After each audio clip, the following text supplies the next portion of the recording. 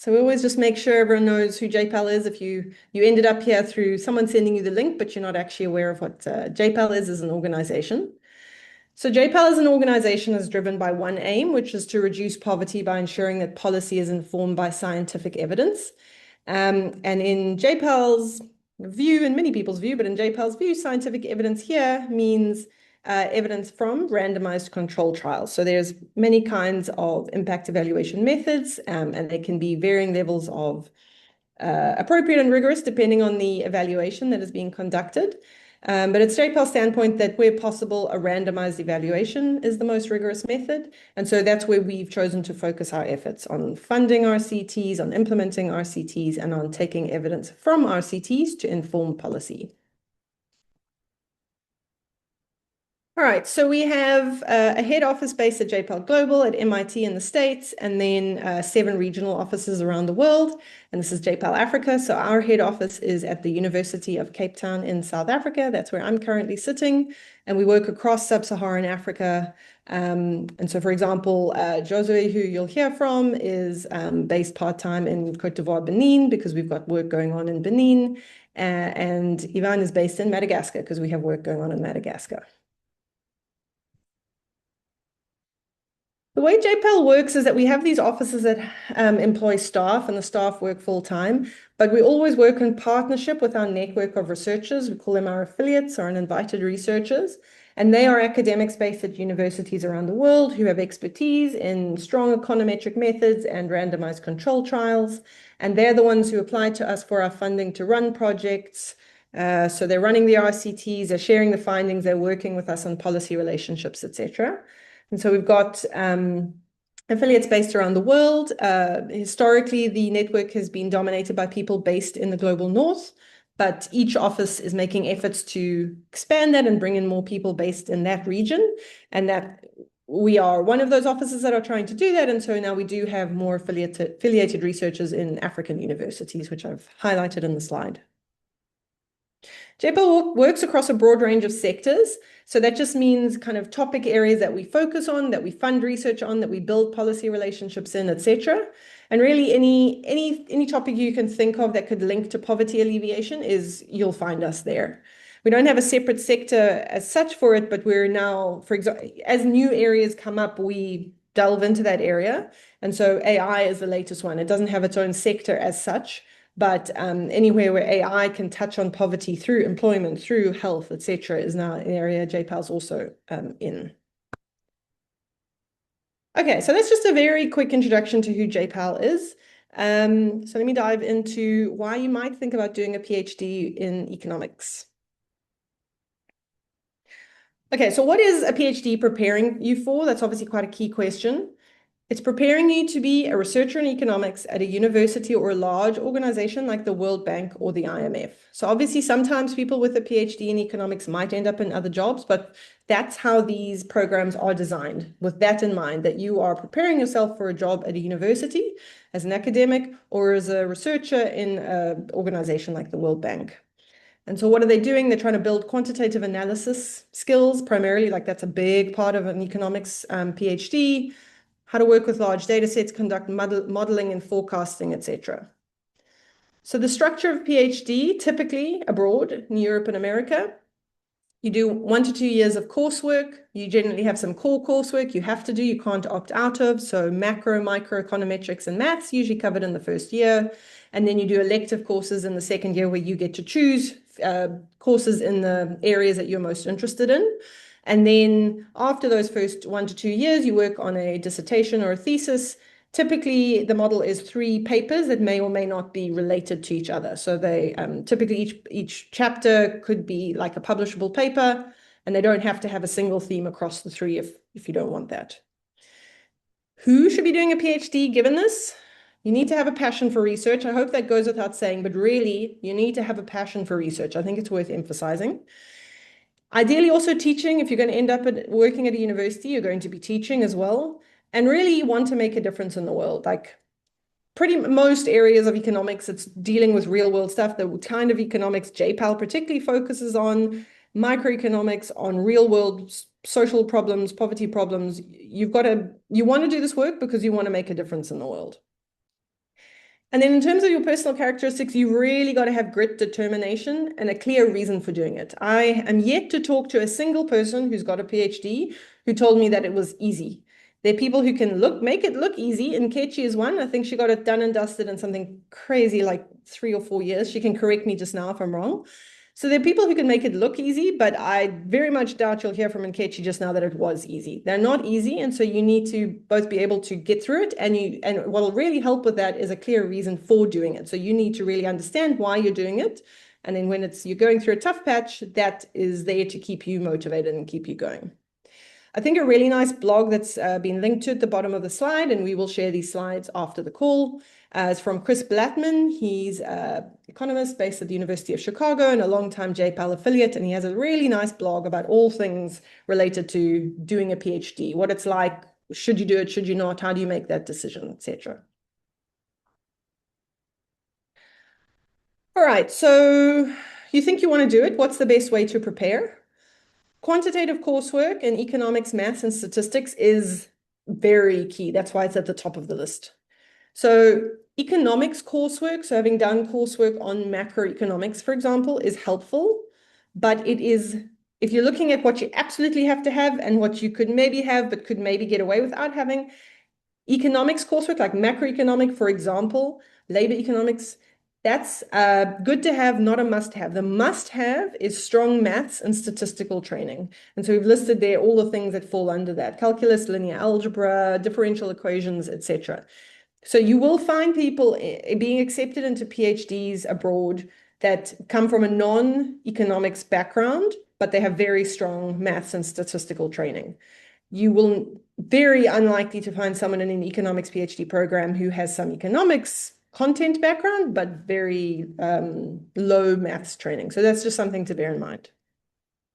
Almost all PhD programs in economics currently abroad in Europe and America are taught in English. So you do need to have good enough English to get through that. It's obviously not going to be easy if you're not fairly fluent in English. Research experience is very helpful. So something like a thesis that you've done in your prior studies. Have you been an RA, a research assistant at some point? Have you done a pre-doc? That's always going to be helpful. It's a good signal, but it also is a good way for you to know, do you want to do research? Very important for many schools, particularly in the States, is a strong GRE score. Often these universities, they want a very high GRE score. And then something that we found really needs to be stressed to people a lot because they don't know it, and it seems counterintuitive, is that don't be put off if you do the GRE once and you have a low score. The GRE is a very specific way of testing, and many people don't do well on it initially if they haven't done a lot of prep, because it's not like other kinds of sort of mathematical tests that they've done. And so doing the GRE and getting a low initial score is not indicative that you won't be able to get a high score. It's just indicative that you probably need to do quite a lot of prep and try again. Easier said than done. It takes time to prep and it costs a lot to do the GRE, but I just want to stress this. The people I know of who've gotten into programs, not all of them, but many of them have written the GRE more than once in order to get a high enough score. So don't take an initial low score as a sign that you aren't able to do it. It's not the case necessarily. And then often, but not always, a master's may not always strictly be required depending on the university, but it can be very helpful. Something I just wanted to bring your attention to before I hand over to the panelists is the Graduate Applications International Network, or GAIN. Some of you may well know them or been part of the cohorts, but maybe not everyone does know. GAIN provides a really wonderful set of support packages, support services to people such as yourselves who want to study abroad. They also support people applying for universities in Africa, but I think more of their focus is on people looking to study abroad for either a master's or a PhD. So part one, a webinar series with a lot of information.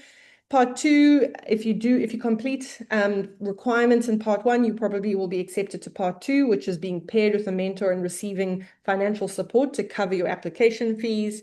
And then they introduced part three in the last few years, which is support during grad school, because it's one thing to get in, but it's not always easy there. Once you're there, it's a whole new world. And so this is a program to support people who are now in graduate study abroad.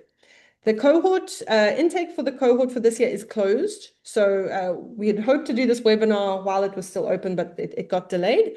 So unfortunately, You wouldn't be able to apply to be part of the GAIN cohort this year, but you can sign up to a reminder list and then you can put your name on a reminder list and then sign up for it starting next year in January. Okay, so with that, just a reminder, if you're having questions and you don't want to risk forgetting it, please put it in a chat in the meantime, and we'll keep an eye on it. But for now, I will hand over to Josue, who's our Senior Research and Policy Manager, and he's going to talk to you about his experience doing a PhD at Tufts in the US. Thanks, Josue. Just let me know when you'd like me to change slides. Uh, Thank you so much, Claire, and hi, everyone. I'm very excited to share my experience, and hopefully all this insight will be useful to the future applicants. So I am Josué Awonon. I'm from Benin, and I'm currently working at GEPAL Africa. And on the next slide, I will share a little bit about my experience. So I am primarily development economics and focusing on education, agriculture, and financial inclusion. And I also do work in applied econometrics, focusing on the attrition problem in randomized experiments. So currently, I'm soon to be graduating PhD student from Tufts University and will fully transition to GEPAL Africa after that. In terms of education, I have a bachelor in statistics from NSAE in Senegal. Then I move on to completing a master's in economics from Paris School of Economics, and then move to the US for my PhD from Tufts University. The next slide, please. So let me share a little bit about my path to the PhD, which wasn't linear at all. So at first, I was admitted to the Regional School of Statistics, NSAE, in Senegal, and where I completed my undergraduate studies over 4 years, majoring in statistics. Although the program also had a focus on economics and data analysis. It was fully taught in French. I am a native French speaker, and at the time, I wasn't considering doing a PhD at all. I was focusing on statistics, considering doing a master's, but PhD was not on my mind at the time. So upon completing my undergraduate studies, I had like a few months of gap year to work on my master's applications and also look for funding. And I ended up being admitted at the Paris School of Economics in the Public Policy and Development Master's program with funding. And it is a 2-year program and fully taught in English. And that was a priority for me at the time. Being a native French speaker, I wanted to gain more experience in an English-speaking environment. So although the school was at the center of Paris, everything inside Paris Economics, mostly in French. And between my 2 years of master's, I interned at JPAL Europe, working with JPAL affiliated researchers. And that's where my appetite for research has started, alongside advanced courses in macro econometrics and impact evaluation. But when I completed my master's, I wasn't sure about doing a PhD right away. So I decided, and also funding opportunities were not that straightforward at the time. So I decided to work for a few years to make sure that I really wanted to do a PhD before starting investing myself in it. So I decided to work in the research area, so not disconnecting myself fully from research. So I went for a research analyst position at IFPRI, which is an international organization focusing on food policy research. So I got this position in 2018, and I was based in Washington, D.C., where I worked on a couple of randomized evaluations, all in sub-Saharan Africa. And in early 2020, I started preparing for my grad school application. So as Claire mentioned earlier, the GRE, and as a French speaker, I had to prepare for the TOEFL. And I did take the GRE more than once to get one of those top scores. And I started early 2020, and the deadlines for application were around late 2020. So that process of preparing and submitting applications will take about a year. Obviously, it won't be full time over a year, but it does take some investment and getting as well feedback from others. So in August 2021, I was admitted in the Tufts University Economics PhD program, and I moved to Massachusetts in September 2021. And I have to say, although I'm definitely biased, being in the Boston area is great for studying because of the concentration of universities and easy to connect with people from all over the world. There's so much happening academic wise in the area that you always have opportunity to connect and learn from people. So I'm a big advocate of studying in the Boston area. On the next slide, I will just share some reflection on pursuing a PhD. From my biased sense, I would say that it is definitely worth it, but if you're passionate about research and some topics, the topic don't have to be, you don't have to know the exact topics or the exact research question you want to work on from the start, at least in North American programs. But being interested I think, is key because that's, I think, what will drive you when because the process is not linear, it's not like straightforward. It's a long process. It's not for nothing that it takes 5 years in normal, although it has been increasing lately to completing a PhD. So it won't be linear. It will take a lot of small steps, small wins, but having this passion, I think, helps in being remaining motivated and getting to the finish line. And one thing to bear in mind is that research is hard, but it is collaborative. Before PhD, we used to the system tends to be a little bit individualized. You will tend to study on your own, take your exam on your own and all that. But once you pass the courses stage for the PhD, you start working on your research. You don't have to be in a box by yourself. You learn from others and others also learn from you. So it is collaborative, and it's good to be in an environment where there's a support system where you can benefit from others. The choice of advisors is really, really important. One may think that you only need to have maybe the best professors from a given university, but from my side, I don't think that's enough. It's important to match on personality because I think when you start a PhD, you underestimate the amount of time one will spend with their advisor. It is a lot. So it's even better if there's a great personality match with the advisor, and being comfortable with the advisor, being able to open up to the advisors and learn from them, share the struggles research-wise and benefit from their experience. So personality, availability, and match on research interest are key factors in choosing the advisor.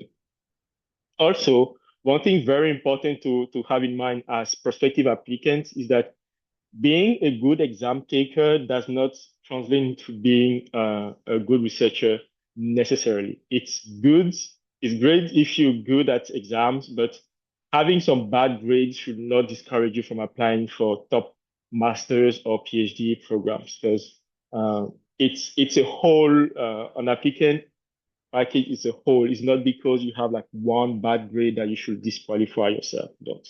And maybe my last point would be about finances. PhD is hard, and it's better if you have to go through this process without having to care too much about the finances. So it's better if you have offers, if you go for offers with full funding, because having to look for funding or working part-time during PhD can be extremely, extremely challenging. So that's it from me for now, and over to you, Claire. Awesome. Thank you so much, Jozo. Let's go to Nkechi. Thank you very much, Claire. So hello, everybody. My name is Nkechi Owu, and I'm a professor of economics at the University of Ghana. Next slide. So a lot of my work is in health and then demographic or population economics. I also do some work in poverty and then inequality, and then also in gender economics. Although my current research is sort of and looking at the intersections between climate change and then health.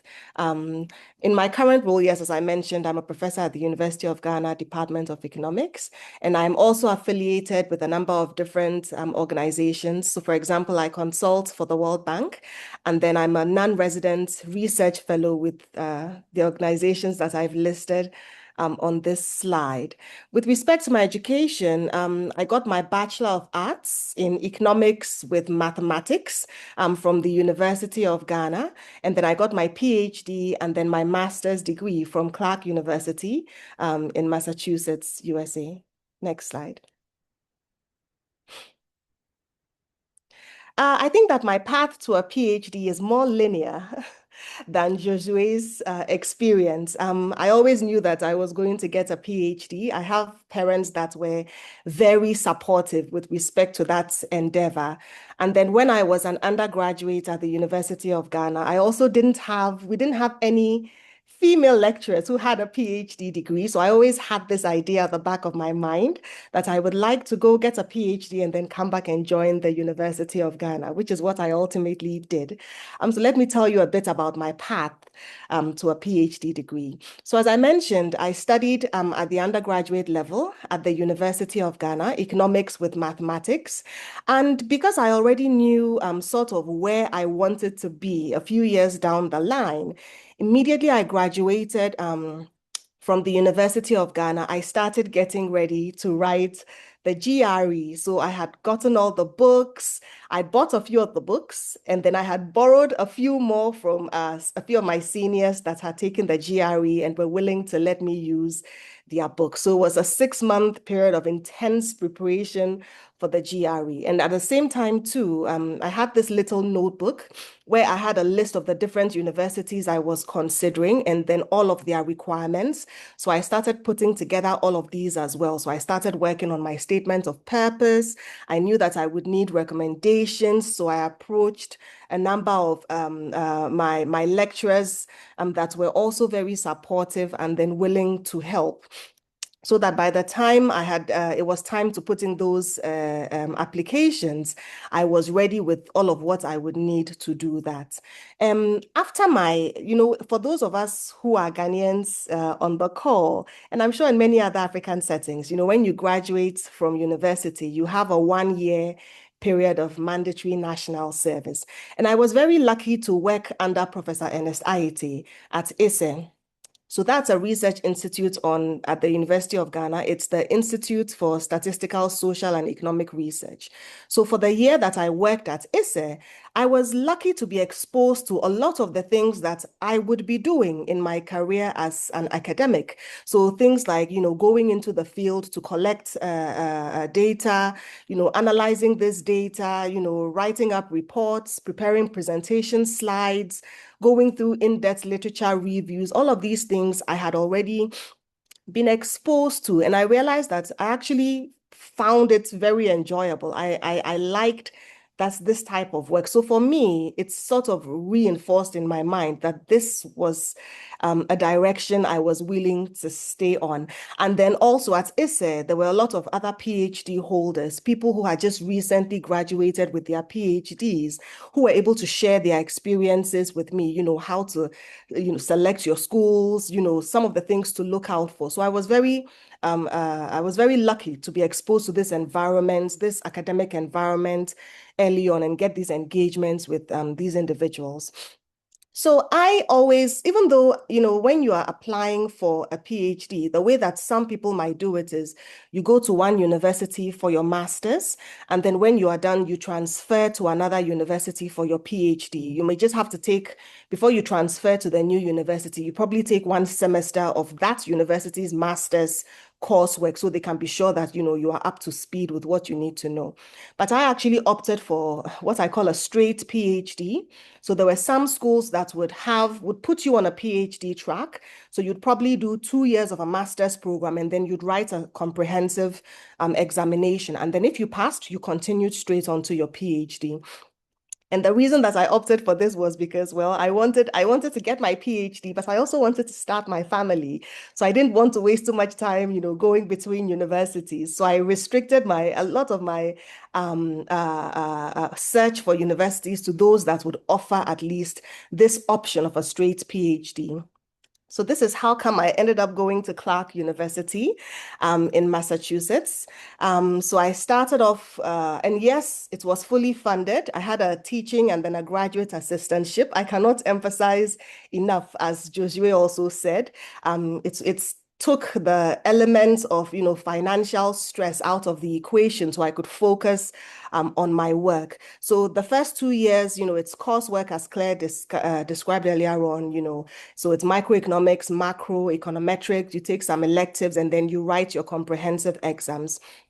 And then after that, I moved into the PhD element of the program. And I have to say, I agree with what Josue said earlier on as well. Well, Clark University isn't necessarily in the Boston area. We're about 45 minutes away from Boston, but we still benefited from that concentration of universities because we had a lot of visiting professors from the Boston area come to Clark and give these seminars, and we're also invited. So early on, you get that exposure to the types of work that is going on, the way that people develop a research idea, how it is presented early on. So I knew also that I enjoyed, themes around, population economics, fertility decision making, all of that. And then at the same time, too, Clark is very well known for its geography department, psychology as well. But I was very interested in the geography department because even though this wasn't a mandatory course I needed to take, I opted for an extra specialization in GIS analysis. So some of my work also has some spatial econometrics included as well. I think it's a really great bonus specialization to have because it lets you do a lot more interesting analyses when you incorporate the role of space into some of these social and economic phenomena that we study. So in a nutshell, being exposed to a lot of these different research ideas of things I wanted to do, I had early access to the DHS data set. I had started exploring it for some of the ideas I had for my PhD. I was building up the skills that I needed to conduct the analysis. And again, I have to agree with what Josue said. I had a really supportive supervisor in the person of Amy Ikowitz. So she was really supportive. She was very responsive. So I would say that with all of those things combined, I don't mean to make it look easy, Claire, but I just had a lot of really good elements combined in a really good way. And that led to my completing my PhD in 3 years in 2012. And the very next year, as I always wanted to do, I returned to Ghana and then joined the Department of Economics as the first PhD holder in economics, first female PhD holder at the department. So I was happy for that for myself. Next slide. My reflections on pursuing a PhD. I want to say that for those who are in the program, who are going to, start their PhD programs, I want you to know that it is okay to have bad days. As in, it's okay to have days when, the program is really stressful. You keep on coming up with research ideas and then they don't work. And, your supervisor has so many comments on your work. There are going to be days like that. I want you to know that it's all part of the process. Everybody goes through it. Claire is right.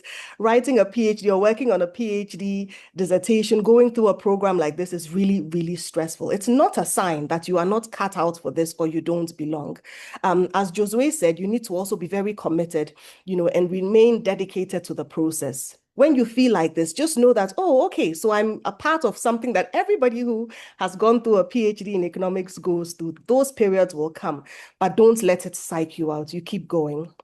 It's also okay to lean on your support system. It is okay to, speak with your supervisor when things are getting a little bit tense and you are getting lost in the weeds a bit with your research.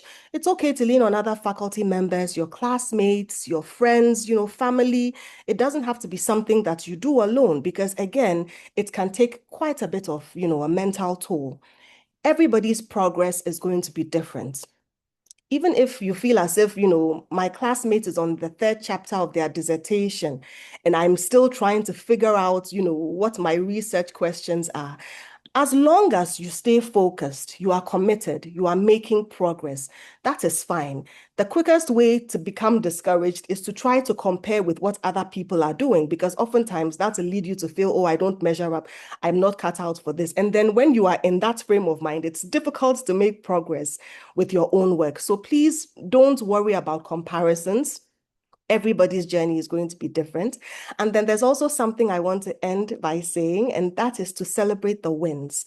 I feel as if in the PhD program, you can get very focused on that final output, your dissertation of 3 chapters, right? And anything else, you sort of lose track of any of the other good things that are happening around you. So for example, if you pass your comprehensive exams, if you're in a program like mine, you must celebrate that win. When you finish your first chapter, celebrate. If you submit your paper to a conference and it's accepted, celebrate that. If a faculty member invites you to take part in their project because they think that you're a good addition to the team, you need to take time to at least pat yourself on the back. And it doesn't matter how you do it. If it's just taking a day off where you do nothing and you just, or if it's, for those of us who are religious, going to church and then thanking God, or going out for a really, expensive dinner, if you have enough stipends, something, just make sure that you don't focus only on the ultimate and then forget that there are good things happening along the way of your PhD. Because I think it's also good practice for when you finish and then you are actually, in academia. Because there'll be times when disappointing things are going to happen. You're going to send a paper to a journal and it's going to be rejected. You're going to apply for that grant and you won't get it, right? There are things that will feel as if, okay, this is, horrible and stressful. But then again, if you have this culture of when the wins come, when you finally publish that paper, when that grant finally comes to all of that, I feel as if you start at the PhD level, giving yourself grace, celebrating your small wins, it's a practice that you continue into academia and it helps you to stay balanced and not too stressed out with this process and with this environment. I'm going to stop here. Claire, thank you. Amazing. Thank you, Nkechi. It strikes me as not at all surprising that you knew exactly what you wanted to do and then you went and did it based on my knowledge of you. All right, so let me hand over to Ivan, who's a policy manager at JPAL Africa, been with us for about 3 or 4 months now, I think, Ivan, if that's right. So let me hand over to you.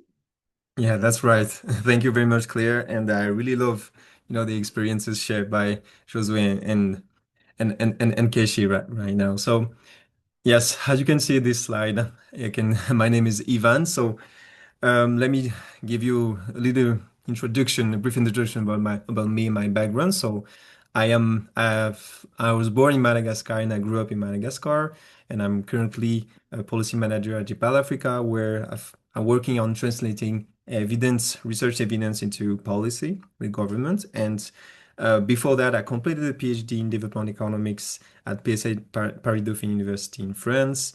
And prior to that, I obtained a master's degree in development economics from Paris 1 Panthéon-Sorbonne University. And before that, a double bachelor degree in international economics and finance. So my areas of research during my PhD was mostly around governance and social capital subjects. And through my work today, I'm mostly working on human capital subjects like education and health. So next slide, please. So I'm about to share you my experience and my path to PhD. And the first thing we should know is that if each PhD is unique, and this is why I totally agree with what has been said earlier, is that focusing about you is so important, because you understand the reason why you made this choice. So well. I completed my undergraduate studies at Panthéon-Assas University, where I'm focused strongly on economics, and particularly microeconomics and microeconomics, as well as mathematics and statistics, including econometrics. So at that time, I was still unsure about my specialization. So I was interested in both international economics and finance. So this is why I ended up completing the double bachelor degree. So I kind of, yes. I procrastinated on this choice. So, and during these years, I realized also that most of the economic models we studied were designed to explain high-income country context. So, while this training was extremely useful, but I gradually developed kind of a growing curiosity about economic realities closer to my own background, particularly in countries like Madagascar. So the turning point came in 2015 when I had the opportunity to work as a volunteer research project coordinator in Indonesia. So the project was a qualitative study conducted to prepare the social impact assessment of a credit union in West Kalimantan. And at that time, I did not fully realize it, but this experience was actually my first encounter with research. So it showed me how research can be used to better understand local realities and inform development interventions. So it led me to pursue a master's degree in another university, and master's degree more specifically in development economics at Paris 1 Paris Sorbonne University, and more specifically in an Institute of Development Studies. Why did I choose this program, for example? Because it was particularly interesting because it combined economics with a multidisciplinary perspective. So it helped me to better understand the complexity of of countries like mine, low-income countries context, and also the multidimensional nature of poverty. So I had assumptions, but it was really interesting to me to discover the theories and to know that there's a whole bunch of research that is focusing on this subject. So the courses were almost more applied. So I took classes in applied econometrics and data analysis using statistical softwares like Stata, for example. And I was exposed for the first time to rigorous impact evaluations and empirical research methods. And during my master's, I also completed several internships that further shaped my interests. So in 2017, I had this internship in French Guiana where I designed a dashboard to assess the new strategy of the French Marginal Park. And so it showed me how data and analytical tools can, for example, support decision making in environmental and development policies. But the turning point was in 2018, so where I joined a research institute called IRD Dial in Paris, and as a research assistant. So this was a decisive moment for me because it was an opportunity for me to work closely with researchers and participating in ongoing research projects help me to better understand how academic research actually works. And it was also during this experiment that I realized that I wanted to pursue a PhD. And I wanted my research to focus on Madagascar as well. And to prepare this transition, an important element that I can say is that I had the support of my internship mentors who became my future thesis supervisors. So they encouraged me to apply to the doctoral school at the Paris Dauphine University, and together with a PhD fellowship at the IRD Research Institute. So they were really supportive, and they were key to my decisions. So I was admitted in 2019, and that is how my PhD journey began. So, so my PhD lasted 5 years because I started during COVID. So it was the perfect timing, and and it was quite a challenging time to begin a research project. But fortunately, it has been fully funded, and through this fellowship and through teaching and research assistant contract with the university. And this is where I want to say that I totally agree with the fact that you want to have a stable environment around your thesis. Because if you want to stay focused, if you want to reduce the level of stress, because a PhD without stress is not a PhD, you have to have this stability and this funding. So finances matter. So I agree with what had been said earlier. And but I have to say that the PhD has been an incredibly rich experience. So one of the aspects I value the most is the possibility, in my case, for example, to split my time between Madagascar and France, because I had to collaborate with local researchers there in both places, and we developed, common projects and co-authorships, and participating in various seminars and conferences in France, in Europe, and gradually build an academic network. And of course, one of the most important part of PhD experience is the people you meet along the way. Of course, you build an academic network, but you can also make new friends who share I won't say the same experience, but who are in the same environment as you are, and this is where you have to know that during a PhD you don't want to be alone, and you don't want to, and you shouldn't think that your problem, yet you're the only one who faced your problem. So you'll be really surprised to know that other people face the same problems as yours. And looking back, what I find interesting is in that path toward a PhD, what is that a PhD is not linear, so has been said earlier. So this is one of the reflection I had during this PhD is that it has been said earlier, the passion is key, and it is the source of your resilience. You will have great moments and you will have bad moments. And during these bad moments, you will have doubts. You will start questioning your decision to do this PhD. But at some point, your passion can come back and you say that and convinces you that your choice worth it. And so passion is key. I want to say this. And important, I said it earlier, so it's also important to have fundings and supportive supervisors. And what I mean supportive is that supervisors that give you enough space to express your ideas, to challenge also their hypothesis as well. And the supervisor that should be present for you and that should, support you in all the processes that you experience in this PhD journey. And and what I want to say for those who want to prepare to apply for a PhD program is that what would be great is that you can think about the research profile that you want to develop. And this will also define the type of researcher that you want to work with, and also the subject of your thesis and the tools that you will have to to use and the methodology that you want to apply to your study. So think about the research profile that you want to develop, the type of researchers that you want to become a little bit later. And so I want to say that a PhD teaches you patience because it's a long process. And it teaches you humility because it teaches you that when you think that you know everything, think twice. And it teaches you resilience and of course a deep technical thinking that is inherent to the work that we do in a PhD.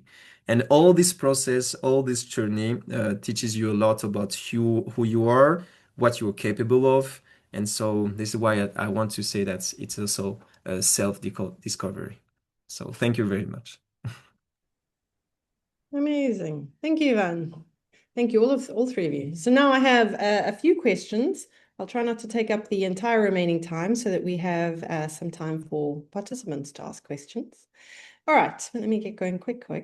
All right, so Josue, I think so some of these questions are a bit repetitive, so you can just say, oh, I think I mentioned this, for example, financial stability. But what are some non-academic factors to consider when pursuing a PhD? Do you have anything to add over and above what you told us already? Absolutely, and I'll be fast on this. Definitely finances matter, but also the mental health. Mental health during PhD is really, really important, and we tend to undermine it. So first, location. If as an international student, if you want to go, it won't be possible. Like there are many hurdles, many barriers. But if it is important for you to go back frequently home, you want to be at a place where, given your finances or given your constraint, it'll be possible for you to go and reconnect with the motherland or reconnect with your family, your friend. But that's really, really important. So if, let's say, if your family is based in Australia, you may want to consider before going from like to the other side, like to the extreme part of the US. So location of your university in case you have multiple offers. Also, the places where you decide to live to have like some work-life balance. So like if you're used to having a certain lifestyle, a way to disconnect, be it walk around in a city or like do some sports or just drive around. Like, so these are factors to consider to be in a good mental state while pursuing the PhD. And also importantly, do not isolate. It's very hard, like it's very easy to like go and hide and be hard working all the time because you want a result. But it is a long process. Not everything will be straightforward. So while it's easy to isolate, it is important not to do so, not to fall into that trap. Some people do that by connecting to let's say, since we're mostly speaking to Africans here, connecting with the African community on the university or in the area, which is like a good way to connect, or sharing your day-to-day life, your day-to-day challenges with family, even if they don't understand everything. I'm having a hard time estimating this equation, or like you may not have to say it that way, but like just sharing with your loved ones, sharing with your people, so that it helps you disconnect a little bit and recharge, because it can take a toll on the mental health, and having a support system not only in the near environment but also from a part since we're international, it is important. Thanks, Claire. Awesome. Thanks, Jose. All right, next one. What would you say is the best preparation for doing a master's or a PhD abroad, Ivan? So what I would say first is that it would be really useful that you're clear about your professional goal. So what you want to become. So earlier I was talking about, the type of research profile that you want to develop. So so to prepare for a PhD, you have, for example, to identify what a PhD will require for you, about the technical skills, about, the relevant experience that can, help you. If you can find some research internships before, if you can find some opportunities that can help you have a better sense of what this will involve, that I think I would recommend that. And to not be afraid of reaching out, or to reach out to the professor. So use the network, for example, use LinkedIn. Just go try to identify, if you identify a research institute, if you find some professors or some researchers who are working on subject that you might be interested. So reach out to them. So you will be surprised at how easy it will be to discuss with with the researchers. And so it's a really nice community. So I would say, because we don't have so much time, that the main thing that I want to say is that you identify what is your precise goal, and it will help you to build resilience, and to stay focused once involved in this journey. Awesome. Thanks, Ivan. What trajectories are open after doing a PhD, and how to decide between them? So, Nkechi, I know you knew what your trajectory would be, but I guess you will have seen other people doing PhDs and landed up in different places. Sure. I guess I'll talk about a few of them. I think the first one is, the one that I have been involved in. So the first thing you can do once you have a PhD is, go into academia. So join a university, or sometimes there are research institutes that also do some teaching, right? So if you know the University of Ghana, we have a number of different research institutions like ISE, where you can do research work, but you also do a minimal amount of teaching. So the good thing about this is that, you have a lot of freedom to choose the types of projects that you do your research in, right? If you are with a university that has tenure, it means that, you have long-term career stability. So that's good for you. There are disadvantages, however, because recently we are hearing that it's getting highly competitive for PhDs to get into some of these universities and research institutes. So it's something to keep your mind on. Also, tenure sometimes can take a very long time, sometimes as long as 10 years. And in the meantime, you are unstable because you don't know whether the university is going to keep you or not. And there's also, I'm sure we've all heard that phrase, publish or perish.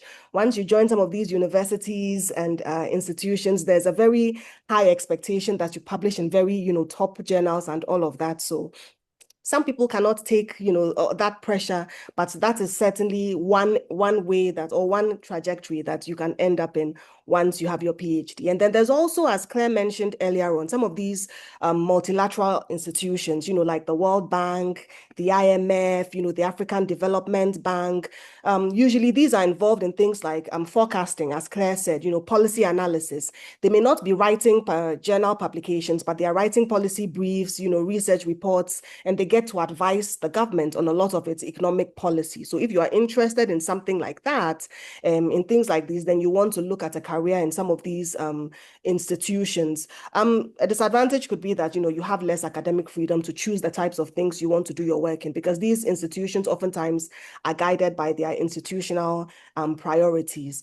You could also join think tanks, research organizations, IPA, JPAL, they are interested in, using research to actually solve real life problems. They do a lot of program evaluation. They do a lot of policy engagement. So, the good thing here is if you are not interested too much in teaching, well, then this is a good avenue for you. If you are interested in, in policy engagement, it's also good for you. If you like to do a lot of collaborative work, working with people outside of your own discipline, this is also an area that you could go into. And then finally, I'll talk about, the private sector.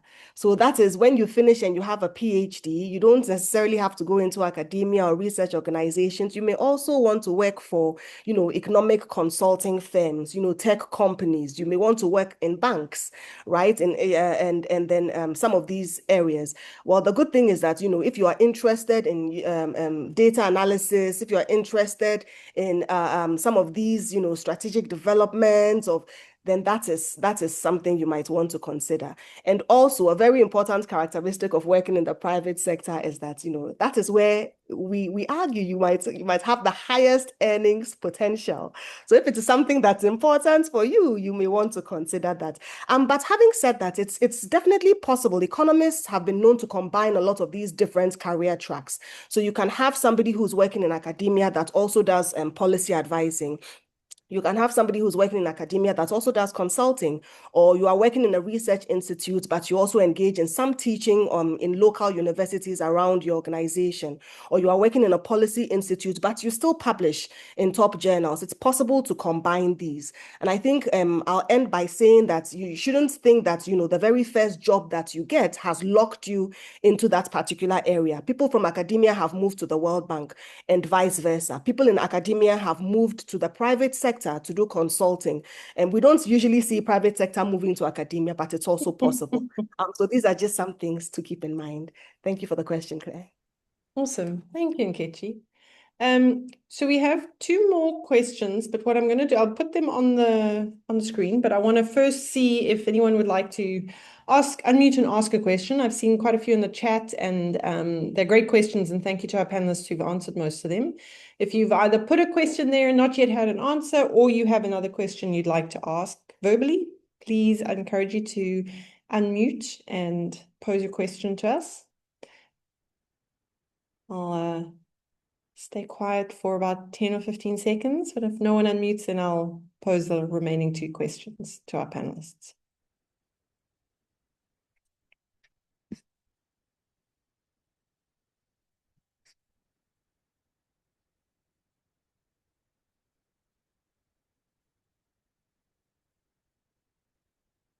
Everyone's too shy to speak up. Usually it's hard to get people to not unmute.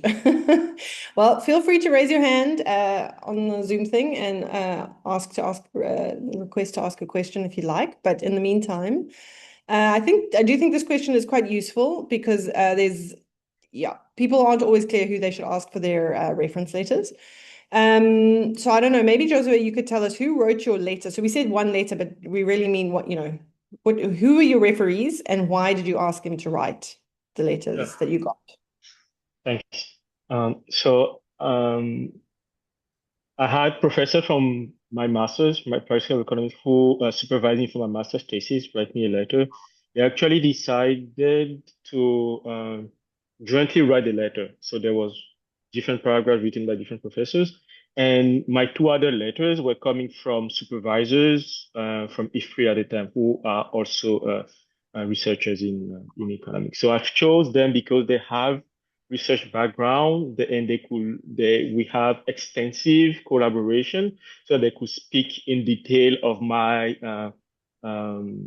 capabilities and of my interests, and also things I may need to improve, and things they think I should like learn throughout the PhD.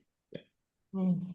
Yeah, exactly. That's what I've heard said many times by people on the panels, is that these letters must speak to your ability in the research world. There's many aspects to a person, but what these committees need to see is your ability to do a PhD. And so you need people to write letters who can speak to that ability of yours and not other aspects of you that are important, but not directly related to a PhD.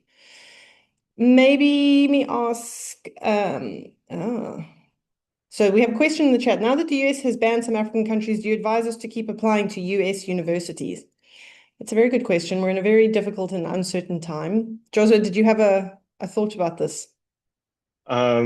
Tricky question. Short answer would be apply. That's all I can say. Yeah. Apply.